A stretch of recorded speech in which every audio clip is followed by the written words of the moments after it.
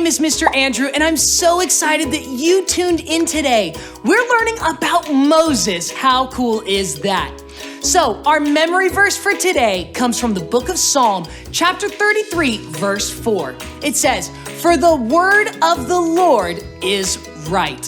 Are you ready? I've got some motions that will help us learn this together. So stand up, shake it out, spin around.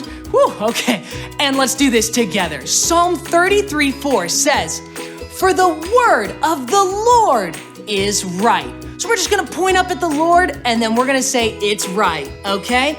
All right, here we go. You ready? All right, we're gonna do it twice. All right, so Psalm 33, 4 says, "For the word of the Lord is right." Okay, we're gonna do it one more time. "For the word of the Lord is right." Well, guys, hopefully this helped you learn Psalm 33, verse 4. Let's check out this message.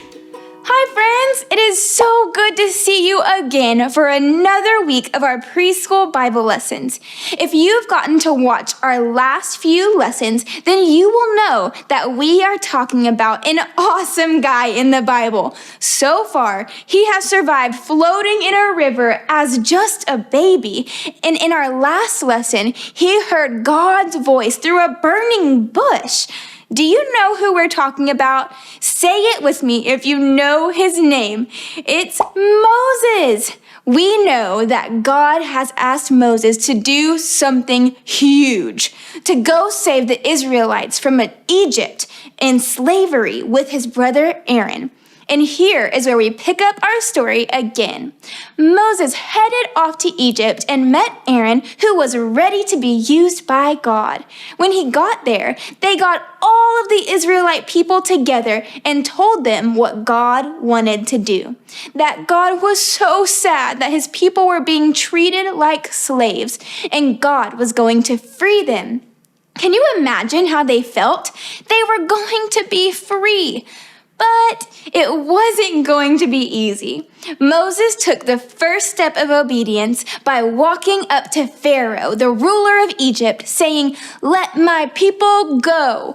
But Pharaoh refused. In fact, after Moses asked him to do that, he got super mad and made the Israelites work even harder because of it. The Israelites were so sad that Moses caused them this trouble and made it even harder on them when he had told them that they would be free. Moses was confused too. So he cried out to God and asked, "Why is this happening?" And God said to Moses that he may not understand now, but soon he would see what God had planned. God told Moses again to go back to Pharaoh, even though last time it didn't go so well. God gave Pharaoh a few more chances to set his people free, and every time Pharaoh said no. God sent 9 plagues to Egypt to show his power, and even in all of the suffering, Pharaoh's heart was hard, and he would not let God's people go. Finally, after all these trials, one day Pharaoh said for the Israelites to just leave. This was what God told them was going to happen. This news was amazing. The Israelites were finally free. Can you imagine how happy they were? So the Israelites left and headed towards the promised land. After they left, Pharaoh changed his mind and he ran after the Israelites. Now, while the Israelites were headed to the promised land, they hit a dead end. There was a huge lake that was way too big for them to get across. Pharaoh was after God's people, and he thought that he had them. There was nowhere they could go, but the Israelites, even though they were scared, trusted God. Moses reminded God of his promises to them, that they would no longer be slaves. So he listened to God, and he put his staff in the water, and God did an amazing miracle.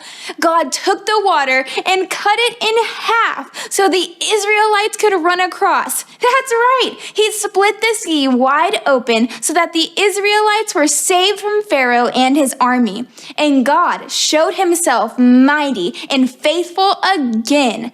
Now make sure you come back for next week's message whenever we find out what happens during the Israelites' journey to the Promised Land. See you next time.